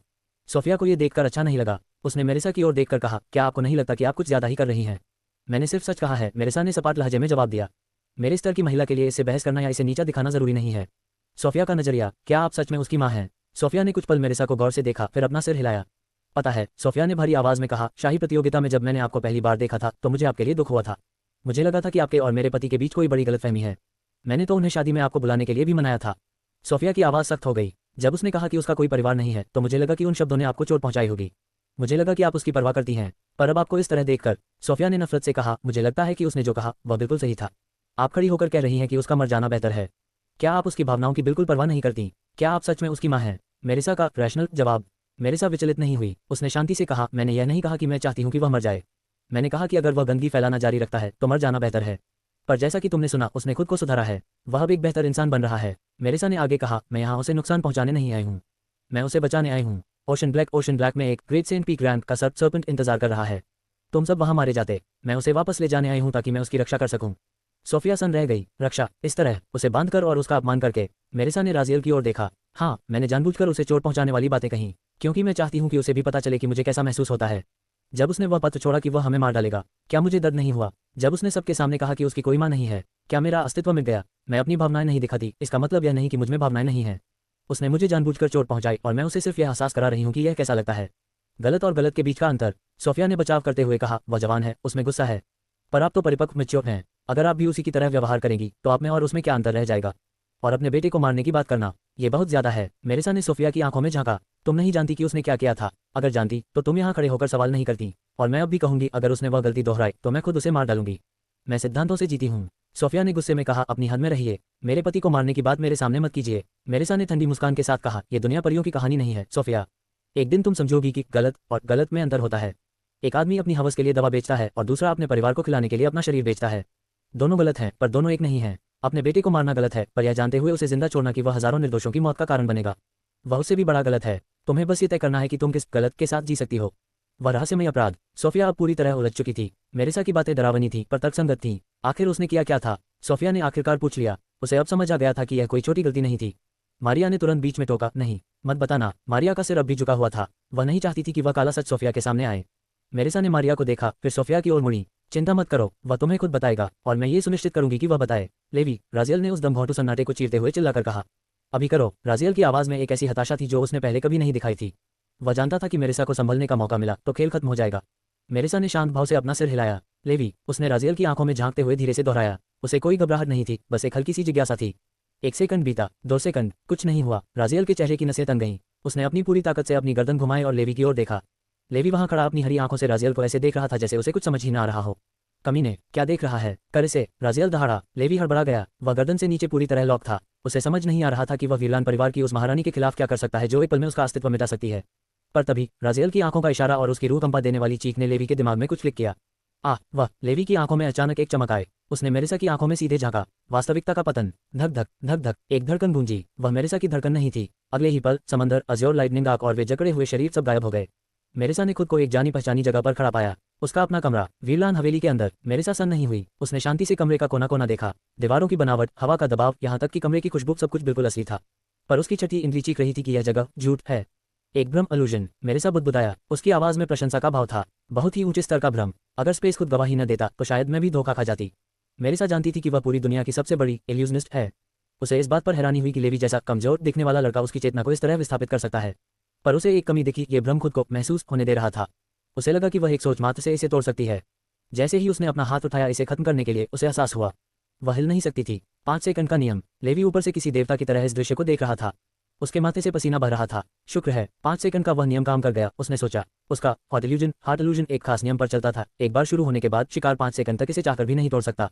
और ये 5 सेकंड मेरिसा जैसी हस्ती को जकड़ने के लिए काफी थे। अब ये भ्रम मेरिसा के दिल की गहराई से उसकी यादें और पछतावे बाहर निकालने वाला था। सेलेनिया और सेलेस्टिया का प्रायश्चित। भ्रम बदल गया। मेरिसा अभी विश्लेषण कर ही रही थी कि एक आवाज ने उसके कलेजे को चीर दिया। आंटी मेरिसा, मुझे माफ कर दीजिए। मेरिसा ने नीचे देखा। सेलेनिया वहां घुटनों के बल बैठी थी। उसकी आंखों से आंसू बह रहे थे। राजियल ने कुछ नहीं किया था। मैंने आपसे झूठ बोला। उसने कभी मेरा बलात्कार करने की कोशिश नहीं की। मैंने बस उस पर इल्जाम लगाया था। प्लीज उसे बचा लीजिए, उसे वापस बुला लीजिए। मेरिसा का चेहरा पत्थर जैसा था, पर उसकी पुतलियां सिकुड़ गईं। यह इतना असली था कि मेरिसा की उंगलियां अनचाहे ही फड़फड़ाईं। उसे पता था कि यह भ्रम है, पर शब्द उसके दिमाग की परतों को काट रहे थे। तभी एक और आवाज गूंजी, लेडी मेरिसा, मुझे भी माफ कर दीजिए। वहां सेलेस्टिया बैठी थी। उसकी आंखों में पछतावा था। यह मेरी भी गलती है। अगर मैंने उस वक्त झूठ न बोला होता तो ये सब नहीं होता। राजियल इसका हकदार नहीं है। मैंने झूठ बोला था। मेरिसा का डर। मेरिसा का दिल कांप उठा। उसने अपनी नाक के ऊपरी हिस्से को दबाया। ये भ्रम मुझे अपनी चपेट में ले रहा है। बाहर से वह शांत थी, पर अंदर एक ज्वालामुखी था। उसने हजारों बार ये दुआ की थी कि काश ये शब्द सच होते, काश उसका बेटा बेगुनाह होता। पर अब जब वह ये सुन रही थी तो उसे एक नया डर महसूस हुआ। अगर यह सच हुआ तो वह खुद को कैसे माफ करेगी? राजियल को दी गई हर सजा, उसका निर्वासन, वह थप्पड़, सब एक भयानक अन्याय बन जाएंगे। अच्छा है कि यह सिर्फ एक भ्रम है, मेरिसा ने कड़वाहट से सोचा। वरना मैं नहीं जानती मैं क्या करती। वह इस भ्रम को अब खत्म करने ही वाली थी कि कमरे का दरवाजा एक धमाके के साथ खुला। दरवाजा धीरे से नहीं खुला, उसे किसी ने लात मारकर खोला था। मेरिसा की नजरें दरवाजे पर टिकी और जो उसने देखा उसे देखकर उसका शरीर खौफ से पत्थर हो गया। मेरिसा ने सिर्फ देखा था और देखते ही उसका दिल जैसे धड़कना भूल गया। एक भयानक सिहरन उसके सिर से शुरू होकर रीढ़ की हड्डी के रास्ते उसके अंगों में समा गई। उसका शरीर बेकाबू होकर कांपने लगा। सामने का दृश्य डर और सदमे की हर सीमा को पार कर चुका था। सदियों से बना उसका मैत्रीपूर्ण मुखौटा एक पल में चकनाचूर हो गया। उसने नोवा को देखा। नोवा दरवाजे से अंदर आए। वह पूरी तरह भीगी हुई थी, जैसे किसी महातूफान से निकल कर आए हो। उसके बालों से पानी टपक रहा था जो फर्श पर खून के गहरे धब्बों के साथ मिल रहा था। उसके कपड़े फटे हुए थे और शरीर पर ताज़ा जख्मों के निशान थे। नोवा ने अपना सिर उठाया। उसकी आंखों से आंसू बह रहे थे, पर उसके होठों पर एक अजीब और डरावनी मुस्कान थी, एक ऐसी मुस्कान जो चेहरे पर जबरदस्ती सिली हुई लगती थी। माँ, मैंने अपना मिशन पूरा कर दिया। नोवा की आवाज़ फटी हुई और कांपती हुई थी। मेरिसा के पैर लड़खड़ा गए, क्योंकि नोवा के दाहिने हाथ में राजियल का कटा हुआ सिर था। नोवा की उंगलियां राजियल के बालों में फंसी हुई थीं। उसकी गर्दन के ऊबड़ खाबड़ कट से खून अब भी फर्श पर टपक रहा था। राजियल की आंखें खुली थीं, बेजान, खाली, खत्म। मेरिसा का मानसिक पतन। वह क्या? मेरिसा के मुंह से शब्द नहीं निकल रहे थे। राजियल मर गया और उसे नोवा ने मारा। यह मेरिसा के जीवन का सबसे बुरा ख्याल था। उसका तर्क लॉजिक चीख रहा था कि यह एक भ्रम है, पर उसका ममता वाला हिस्सा इस दर्द को झेल नहीं पा रहा था। वह बिजली की रफ्तार से नोवा के सामने पहुंची और उसे एक जोरदार लात मारी। नोवा दीवार से जा टकराई, पर उसके चेहरे से वह मुस्कान नहीं गई। मेरिसा ने नोवा का कॉलर पकड़कर उसे झकझोरना शुरू किया। तुमने क्या किया? क्या तुमने अपने भाई को मार डाला? क्यों? नोवा ने शांति से जवाब दिया। माँ, क्या आपने ही उसे मारने का आदेश नहीं दिया था? आपने ही तो कहा था कि उसका कटा हुआ सिर लेकर आना। नोवा ने राजियल का सिर मेरिसा के हाथों में रख दिया। जैसे ही मेरिसा की त्वचा ने उस बेजान चेहरे को छुआ, उसकी रूह कांप गई। वह गर्माहट, वह खून की गंध, सब कुछ इतना असली था कि मेरिसा की चीख निकल गई। नहीं यही। उसने वह सिर दूर फेंक दिया। वह फर्श पर लुढ़कता हुआ कोने में जा गिरा। पछतावे का चक्रवात। मैंने आदेश दिया था। मेरिसा लड़खड़ा कर पीछे गिर पड़ी। उसे वे शब्द याद आए जो उसने राजियल को सजा देते वक्त कहे थे। उसे लगा कि उसके अपने ही कठोर शब्दों ने राजियल की जान ले ली है। तभी सेलेनिया और सेलेस्टिया भी वहां आ गईं। अब खुश हैं आप? सेलेनिया ने राजियल का सिर अपनी गोदी में लेते हुए चिल्लाकर पूछा। आपने अपने पति को खोया और अब अपने बेटे को भी मार डाला। क्या अब आपको शांति मिली? मेरिसा फूट फूट कर रोने लगी। वह दुनिया की सबसे शक्तिशाली महिला नहीं, बल्कि एक टूटी हुई माँ थी। वह फर्श पर रेंगते हुए उस कटे हुए सिर से दूर जाने की कोशिश कर रही थी। ये भ्रम है, ये सच नहीं हो सकता। मुक्ति का प्रलोभन, रिग्रेशन स्टोन। अचानक एक हाथ ने मेरिसा की कलाई पकड़ ली। वह मासेला थी। मालकिन, मैंने रास्ता खोज लिया है, मासेला ने मेरिसा की हथेली में एक चमकता हुआ पत्थर रखते हुए कहा। ये रिग्रेशन स्टोन है। इससे आप समय में पीछे जा सकती हैं और सब कुछ ठीक कर सकती हैं। इसे लीजिए और वापस जाइए। आप राजियल को बचा सकती हैं। मेरिसा ने उस पत्थर को मजबूती से पकड़ लिया। समय में पीछे जाना, सब कुछ ठीक करना। उसका दिमाग पागलों की तरह चलने लगा। वह राजियल को इस बार सही सजा देगी, न बहुत कड़ी न बहुत नरम। वह उसे भागने नहीं देगी, वह सब कुछ रोक देगी। पर तभी उसे एहसास हुआ, ये भ्रम उसे फंसा रहा है। ये भ्रम उसे डराकर नहीं, बल्कि उसकी इच्छा, डिजायर और उम्मीद, होप दिखाकर कैद करना चाहता था। ये हॉट इल्यूजन मेरिसा को उस दुनिया में ले जाना चाहता था जहां उसका बेटा जिंदा हो और उसे नफरत न करता हो। मेरिसा ने अपनी आंखों को भींचा। वह जानती थी कि बाहर निकलना आसान है, बस एक सोच की जरूरत है। पर उसका दिल कह रहा था, थोड़ी देर और, बस ये देख लूं कि अगर मैं वापस गई तो कैसा लगेगा। वह उस काल्पनिक सुख में डूबना चाहती थी क्योंकि हकीकत बहुत कड़वी थी। मार्सेला उसे उकसा रही थी, जाइए मालकिन, सब ठीक कर दीजिए। मेरिसा ने एक गहरी सांस ली। उसकी बैंगनी आंखों में अचानक एक बर्फीली ठंडक छा गई। और फिर मेरिसा ने अपनी आंखों से आंसू पोंछे, जैसे वह उस कमजोर पल को अपनी यादों से मिटा देना चाहती हो। जो भी हो, उसने एक लंबी सांस लेते हुए कहा, आज सब कुछ साफ कर देते हैं। मैं नहीं चाहती कि वह सब दोबारा हो। राजियल ने माथे पर बल लाते हुए उसे देखा। मेरिसा बदली हुई लग रही थी, कमजोर नहीं पर अशांत। भ्रम इल्यूजन खत्म हो चुका था, पर उसने मेरिसा के अंदर कुछ ऐसा जगह दिया था जो उसे चैन से बैठने नहीं दे रहा था। क्या साफ करना चाहती हो? राजियल ने ठंडे स्वर में पूछा। मेरिसा ने सीधे उसकी आंखों में झांका। क्या तुम्हें याद है मैंने क्या कहा था, कि मैं जो किया उसके लिए कभी माफी नहीं मांगूंगी, कि तुम्हें सजा देना गलत नहीं था। राजियल का चेहरा बर्फ की तरह जम गया। मेरिसा ने एक गहरी सांस ली और वह शब्द कहे जिनकी उम्मीद राजियल को अपने 7 जन्मों में भी नहीं थी। मुझे माफ कर दो। विश्वासघात या विलाप? राजियल सन रह गया। ये पत्थर दिल औरत जिसने उस पर कभी विश्वास नहीं किया, वह माफी मांग रही है। वह अपने ही सिद्धांतों को तोड़ रही है। ये वह नहीं है, राजियल ने सोचा। यह कोई चाल है। पर मेरिसा की आवाज बदल चुकी थी। वह वैसी ही कोमल आवाज थी जो वह तब इस्तेमाल करती थी जब राजियल बच्चा था। राज, मैंने आज तक तुमसे कुछ नहीं मांगा, पर आज मांग रही हूँ। मुझे माफ कर दो, मैं तुम्हें माफ करती हूँ। चलो सब कुछ पीछे छोड़कर एक नई शुरुआत करते हैं। मेरिसा ने अपनी शक्तियां हटा ली। राजियल अब आजाद था। उसने अपनी बाहें फैला दी, आदेश के लिए नहीं, बल्कि एक मां के आलिंगन हक के लिए। अगर तुम मुझे माफ कर सकते हो तो यहाँ आओ। राजियल अपनी जगह पर जमे रहे। उनके दिमाग में यादें और नफरत लड़ रहे थे। मारिया और सोफिया दूर खड़ी फटी आंखों से ये दृश्य देख रही थीं। मारिया हैरान थी कि राजियल का दिल पिघल रहा है, जबकि सोफिया को एक अजीब सा बुरा एहसास हो रहा था। सिस्टम में विलीक विलीक चिल्ला रही थी, होस्ट रुकिए, आप सच में इसे माफ करने की सोच रहे हैं? ये निराशाजनक है। खूनी आलिंगन, द फेटल बाइट। राजियल धीरे धीरे मेरिसा की ओर बढ़ा। उसने अपनी बाहें उठाई और उसे गले लगा लिया। मेरिसा की आंखों से खुशी के आंसू बहने लगे। उसने राजियल को मजबूती से जकड़ लिया। थैंक यू राज, वापस आने के लिए शुक्रिया। मैं वादा करती हूँ कि अब तुम्हें कभी खुद से दूर नहीं जाने दूंगी। मेरिसा को पहली बार अपने सीने में गर्माहट महसूस हुई, पर तभी उसे राजियल की पकड़ मजबूत होती महसूस हुई। अचानक मेरिसा की गर्दन के पास एक तीखा, चुभता हुआ दर्द हुआ। राजियल की आंखों में लाल चमक, क्रिम्सन लाइट फटी। बिना किसी चेतावनी के उसने अपने पिशाच दांत फैंग्स मेरिसा की गर्दन में गहरे धंसा दिए। आटिल्डर, मेरिसा के गले से एक बेबस आवाज निकली। यह क्या कर रहे हो? उसका शरीर बिजली के झटके की तरह कर गया। दर्द पलक झपकते ही गायब हो गया और उसकी जगह एक नशीले सुख यूफोरिया ने ले ली। उसकी ताकत खत्म हो गई और वह राजियल की बाहों में झूल गई। राजियल उसका खून पी रहा था, निर्दयी होकर, जानबूझकर। पिशाच निर्माण अनुष्ठान, द रिचुअल। अखाड़े की हवा बदलने लगी। उनके कदमों के नीचे खून का एक घेरा, ब्लड सर्कल बन गया। राजियल सिर्फ उसका खून पी नहीं रहा था, बल्कि अपना खून उसके शरीर में वापस डाल रहा था। पिशाच बनने के बाद राजियल का ये पहला रक्त था। उसकी रगों में एक प्राचीन और क्रूर शक्ति दौड़ रही थी। पर सबसे अजीब बात क्या थी? राजियल की आंखों से आंसू गिर रहे थे। वे खामोश आंसू मेरिसा के कंधों पर गिर रहे थे, जबकि उसका मुंह उसकी गर्दन के मांस में धंसा था। वह रो रहा था, पर उसकी पकड़ ढीली नहीं हुई। विली की आवाज राजियल के दिमाग में गूंजी। इस बार वह हैरान थी। पिशाच निर्माण अनुष्ठान? तुम उसे एक पिशाच वैम्पायर बना रहे हो? धत होस्ट, तुम उसे मारने के बजाय अपने साथ हमेशा के लिए बांध रहे हो। राजियल नहीं रुका। उसके दांत मेरिसा की गर्दन में गहरे धंसे रहे। अनुष्ठान, रिचुअल अपनी पूरी शक्ति के साथ आगे बढ़ रहा था। राजियल की रगों में एक नशीला सुख, यूफोरिया दौड़ रहा था, गर्म, हिंसक और मदहोश कर देने वाला। मेरिसा का शरीर उसकी बाहों में बेजान सा झूल रहा था। उसकी धड़कनें राजियल की धड़कनों के साथ एक डरावने तालमेल में आ गई थीं। मेरिसा के गले से निकलने वाली सिसकियां अब किसी भाषा का हिस्सा नहीं थी। वे सिर्फ उस पराशक्ति की प्रतिक्रिया थी जो उसके अस्तित्व को बदल रही थी।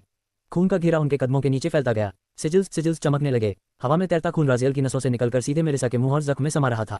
यह एक अपरिवर्तनीय रूपांतरण था, आजादी और सन्नाटा। अचानक वह अदृश्य दबाव गायब हो गया जिसने सबको जकड़ रखा था। मेरिसा की टेलीकिनेसिस पकड़ टूटते ही मारिया, सोफिया, योगराज और अरोरा आजाद हो गए। लेवी सबसे पहले नीचे गिरा। वह अभी भी मेरिसा के भ्रम इल्यूजन में फंसा हुआ था और उसका शरीर पत्थर की तरह भारी था।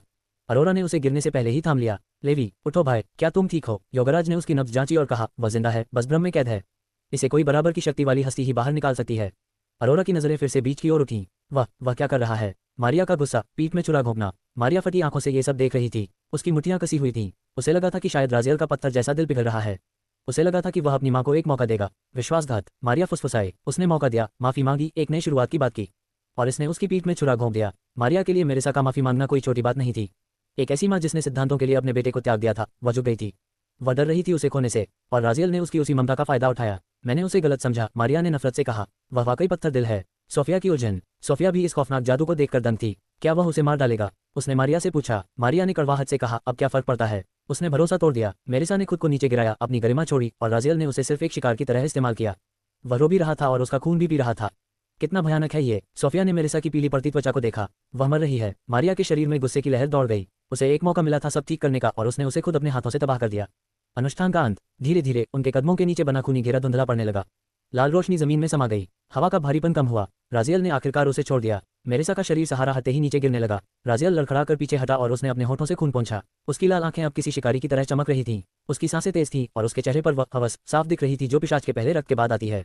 खून का स्वाद उम्मीद से कहीं ज्यादा लजीज था। वह अपनी भावनाओं को काबू करने की कोशिश कर रहा था, पर उसकी आंखें अभी भी उस गहरे लाल रंग में डूबी हुई थीं।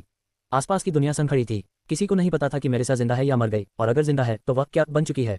राजियल ने सिर्फ एक माँ को नहीं हराया था, उसने एक पूरे भविष्य को आग लगा दी थी।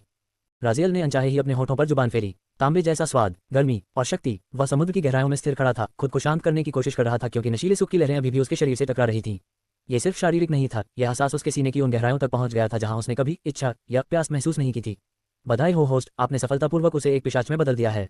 सिस्टम की सूचना ने उस पल की गंभीरता को काट दिया। राजियल ने उसे अनसुना कर दिया। उसने विली की बातों, पानी में गूंजती शक्ति और आसपास के लोगों की निर्णायक नजरों को दरकिनार करते हुए नीचे देखा। मेरेसा नीचे गिर रही थी। उसका शरीर बिना किसी हलचल के समुद्र के तल की ओर जा रहा था। उसके शाही बैंगनी बाल पानी में रेशम की तरह फैले हुए थे। वह एक फीकी पड़ चुकी तस्वीर जैसी लग रही थी, निर्जीव, पीली और खामोश। राजियल उसे शांति से देखता रहा। एक पल के लिए उसके मन में आया कि उसे थाम ले, उसे रेत पर एक लावारिस लाश की तरह गिरने से बचा ले। वह बहुत कमजोर, फ्रैजाइल लग रही थी। वह मेरेसा जो हमेशा अजय थी, आज बहुत छोटी और टूटने वाली लग रही थी। विश्वासघात का दर्द। मेरेसा समुद्र की तलहटी पर जा गिरी। उसकी आंखों से आंसू निकले और पानी में मिल गए। वह हिल नहीं पा रही थी। उसका शरीर एक नए नर्क से गुजर रहा था। पिशाच बनने का दर्द, खून की कमी और वह भयानक विश्वासघात। उसने राजियल पर भरोसा किया था। हजारों साल में पहली बार उसने अपनी गरिमा, अपना अहंकार और अपना बचाव छोड़कर अपने बेटे को गले लगाया था। और बदले में उसे क्या मिला? एक हमला। क्या उसकी नफरत इतनी गहरी है? मेरेसा ने सोचा। उसने अपनी आंखें बंद कर लीं। दिल का दर्द शरीर के दर्द से कहीं ज्यादा बड़ा था। ऊपर राजियल अभी भी स्थिर था। विली उसके दिमाग में चहक रही थी। एक पिशाच पूर्वज प्रोजेनेटर अपना वंश शुरू कर रहा है। यह ऐतिहासिक है और आपकी पहली ब्लड ड्रिंकिंग। अब रुकना मुमकिन नहीं होगा। ही। पिशाच नियम, एल द वैम्पायर। राजियल ने मन ही मन पूछा, विली, क्या वह वाकई बदल गई है? मुझे कोई संबंध लिंक महसूस नहीं हो रहा। धैर्य रखिए होस्ट, विली ने जवाब दिया। लिंक तब बनेगा जब वह पिशाच के रूप में जागेगी। चूंकि आपने बिना किसी प्रतिबंध के उसे बदला है और आप एक पूर्वज हैं, वह एक एल द वैम्पायर बनेगी। पिशाच की वह श्रेणी जो पूर्वज से बस एक कदम नीचे है। उसकी ताकत अब पवित्र डिवाइन स्तर को भी पार कर सकती है। राजियल ने कड़वाहट से पूछा, क्या अब वह मेरी गुलाम होगी?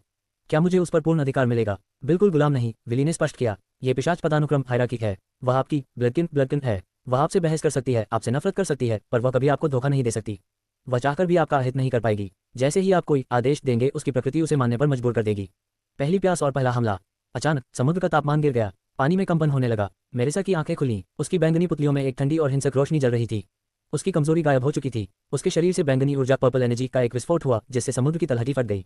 उसकी नजर राजियल पर टिकी। उसमें कोई भ्रम नहीं था, कोई ममता नहीं थी, सिर्फ और सिर्फ क्रोध था। पलक झपकते ही मेरेसा ने अपनी पूरी शक्ति को एक गोले में समेटा और राजियल की ओर एक विनाशकारी बीम छोड़ दी। वह बीम स्पेस को चीरती हुई राजियल की ओर बढ़ी। राजियल टस से मज नहीं हुआ। उसने अपनी आंखें मूंद लीं। ये नियम काम करना चाहिए, उसने शांत भाव से सोचा, वरना मैं खत्म हूं। राजियल टस से मज नहीं हुआ। बैंगनी ऊर्जा की वह विनाशकारी बीम जिसने समुद्र के पानी को चीर दिया था, राजियल के सामने पहुंचते ही उसकी आंखों की लाल चमक से टकराए। मेरेसा की शक्ति में सिर्फ विनाश नहीं था, बल्कि उसमें एक माँ का टूटा हुआ दिल, विश्वासघात और प्रतिशोध का मिश्रण था। मेरेसा ने अपना हाथ बढ़ाया। वह उसे मारना नहीं चाहती थी, वह उसे एक तमाचा मारना चाहती थी, एक माँ का वह कठोर अनुशासन जो उसने हमेशा से राजियल पर थोपा था।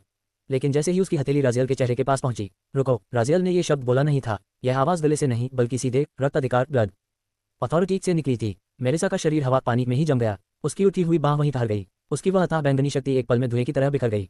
उसका माना उसकी जादुई ताकत, सब कुछ गायब हो गया, जैसे किसी ने बिजली का स्विच बंद कर दिया हो। राजियल ने उसे करीब से देखा। वह उसके चेहरे की झुर्रियों और उसकी भीगी पलकों को साफ देख सकता था। उसने धीरे से अपना सिर हिलाया और मन ही मन सोचा, चलो, ये नियम काम करता है। मैं इंसान नहीं रही। मेरेसा के दिमाग में चीखें गूंज रही थीं। उसका शरीर उसकी बात नहीं मान रहा था। उसने पलक झपकाने की कोशिश की, विफल। उसने अपनी जादुई शक्तियों को पुकारा, सन्नाटा। ये सिर्फ बाइंडिंग नहीं थी, यह ऐसा था जैसे उसके अपने ही शरीर ने उसे पहचानने से मना कर दिया हो। क्या ये शाही परिवार का अधिकार, इंपीरियल अथॉरिटी है? उसने सोचा, पर नहीं, यह उससे कहीं ज्यादा गहरा और खौफनाक था। उसने अपने अंदर झांका और जो महसूस किया उससे उसकी रूह कांप गई। उसकी त्वचा पीली पड़ चुकी थी, उसका शरीर बर्फ जैसा ठंडा था, पर वह कमजोर नहीं थी। उसकी सुनने की शक्ति, उसकी नज़र और उसकी ताकत कई गुना बढ़ चुकी थी। वह अंधेरे में भी बिल्कुल साफ देख सकती थी। जब उसकी जुबान उसके लंबे और नुकीले दांतों फैंग्स से टकराई तो उसकी आंखें खौफ से खुल गईं। मैं अब इंसान नहीं रही। उसने राजियल की ओर देखा। तुमने मुझे क्या बना दिया? राजियल ने शांत स्वर में जवाब दिया, एक पिशाच वैम्पायर। मैंने तुम्हें अपना गुलाम बना लिया है। मेरेसा के लिए ये शब्द नया था। उसने पूरी दुनिया के खुफिया दस्तावेज पढ़े थे, पर पिशाच शब्द उसने कभी नहीं सुना था। राजियल ने उसे समझाया नहीं, बस उसे एक सत्य दे दिया। तुमने मुझे मारा नहीं, मेरेसा ने धीरे से कहा। तो फिर यह सब क्यों? तुमने मेरी प्रजाति क्यों बदली? तुम्हें इससे क्या मिला? राजियल के होठों पर एक कड़वी मुस्कान आई। मैंने तुम्हें अपना सेवक, सर्वेंट बना लिया है। मेरेसा का चेहरा पीला पड़ गया। सेवक? मैं पिशाच पूर्वज प्रोजेनेटर हूँ, राजियल ने आगे कहा। और पिशाच कानून के अनुसार तुम अब मेरी बात मानने के लिए मजबूर हो। तुम्हारा शरीर, तुम्हारा मन, तुम्हारी आत्मा, सब कुछ अब मेरे अधीन है। तुम चाहकर भी मेरा विरोध नहीं कर पाओगी। राजियल का विस्फोट, दी आउटबर्स्ट। मेरेसा ने उसे निराश नजरों से देखा। तो अब क्या, तुम मेरा अपमान करोगे, मुझे प्रताड़ित करोगे, क्या यही तुम चाहते थे? उसने एक ठंडी सांस ली। तुमने मुझे अपनी ही नजर में गिरा दिया राजियल। राजियल का धैर्य आखिरकार टूट गया। उसकी आंखों में लाल ज्वाला भड़क उठी। मैं क्या चाहता हूँ? राजियल दहाड़ा। उसकी आवाज ने समुद्र की लहरों में कंपन पैदा कर दिया। मैं तुम लोगों को अपनी जिंदगी में नहीं चाहता। मुझे तुम में से कोई नहीं चाहिए। उसका आत्मनियंत्रण खत्म हो गया था। वह उंगली उठाकर मेरे सर पर चिल्लाने लगा। मेरे पास मत आना, मुझसे बात मत करना, मेरी जिंदगी में दखल देना बंद करो। तुम लोगों ने मेरा पीछा किया, मुझे जज किया। आखिर तुम्हें किसने हक दिया? राजियल की आवाज नफरत से भर गई थी। तुम मुझे घिनौना, डिस्गस्टिंग कहती रही बार बार। आखिर तुम होती कौन हो ये कहने वाली? आज तुम निराश हो तो हो जाओ, मुझे रत्ती भर भी फर्क नहीं पड़ता कि तुम मेरे बारे में क्या सोचती हो। उसने एक क्रूर हंसी के साथ कहा, हाँ, मैंने अपनी माँ को अपना गुलाम बना लिया है। और पता है क्या, मुझे ये करके बहुत खुशी हो रही है। तुम घिनौनी हो, तुमने मुझे कभी समझा नहीं, कभी मुझ पर भरोसा नहीं किया। तुमने मुझे सिर्फ दर्द दिया है। उसने मारिया, सोफिया और बाकी सबकी ओर इशारा किया। मैं तुम सबको यह एहसास कराऊंगा कि डर और बेबसी क्या होती है। इस बात के साथ जियो कि मैं जब चाहूं तुम्हें मार सकता हूं। मैं तुमसे नफरत करता हूं। ये शब्द राजियल के गले से किसी चीख की तरह निकले। उसकी आवाज फटी हुई थी, पर वह रुका नहीं। वह मेरेसा के चेहरे के इतने करीब था कि उसकी परछाई मेरेसा को ढक रही थी। उसकी आंखों में एक जंगली और बेकाबू ज्वाला जल रही थी। मुझे तुम लोगों से नफरत है, दुनिया के अंत तक, और मुझे ये सब करते हुए कोई पछतावा नहीं हो रहा। मुझे कोई फर्क नहीं पड़ता। राजियल ने कड़वाहट से हंसते हुए कहा, सिर्फ एक बच्चे को जन्म दे देने से तुम मेरी मां नहीं बन जाती। उसकी सांसें उखड़ रही थीं। अगर तुम सच में मेरी मां होती तो तुम जानती, तुम समझती, तुमने वह सब नहीं किया होता जो तुमने किया। अपमान और अधिकार। राजियल का गुस्सा अब एक जहरीले तिरस्कार में बदल चुका था। मैं तुम्हें मारना भी नहीं चाहता, क्योंकि तुम्हें मारना भी मुझे घिनौना लगता है। प्रताड़ना, अपमान, मुझे फर्क नहीं पड़ता। मैं अपनी जिंदगी का एक सेकंड भी तुम पर बर्बाद नहीं करना चाहता। उसने कांपती हुई उंगली से मेरेसा की ओर इशारा किया। तुम एक ढोंगी हो, मुझे सजा देना, मुझे जज करना। आखिर तुम्हें ये हक किसने दिया? उसकी हंसी अट्टहास में बदल गई। सब कुछ बर्बाद करने के बाद आज तुम यहाँ खड़ी होकर खुद को मेरी माँ कह रही हो। कौन सी माँ? उसने मेरेसा का कॉलर पकड़कर उसे अपनी ओर खींचा। मेरी शादी, वह मेरा फैसला था, मेरी जिंदगी थी। तुम्हें किसने हक दिया कि तुम मेरी पत्नी से बात करो? उसे बताओ कि क्या सही है और क्या गलत। उस वक्त तुम कहाँ थी? राजियल चिल्लाया, उसकी आवाज दर्द से भर गई। जब सब कुछ हो रहा था तब तुम चुपचाप खड़ी थी। तुमने कुछ नहीं रोका। तुमने तो ये तक कह दिया था कि तुम अब मेरी माँ नहीं हो। तुमने मुझे परिवार से निकाल दिया। मेरेसा का बोध, एक टूटी हुई माँ। राजियल लगभग 30 मिनट तक चिल्लाता रहा। उसका गला जल रहा था, उसकी आवाज बैठ गई थी, पर उसका दर्द खत्म नहीं हो रहा था। मेरेसा चुप थी। उसने एक शब्द नहीं कहा, कोई बचाव नहीं किया। वह बस उसे टूटते हुए देख रही थी, और पहली बार उसने उस नुकसान को देखा जो उसने अपने ही हाथों से किया था। मेरेसा की आंखों से आंसू बह रहे थे। जब राजियल चिल्ला रहा था तब पहले उसे गुस्सा आया, फिर निराशा, पर अंत में सिर्फ एक गहरा पछतावा बचा।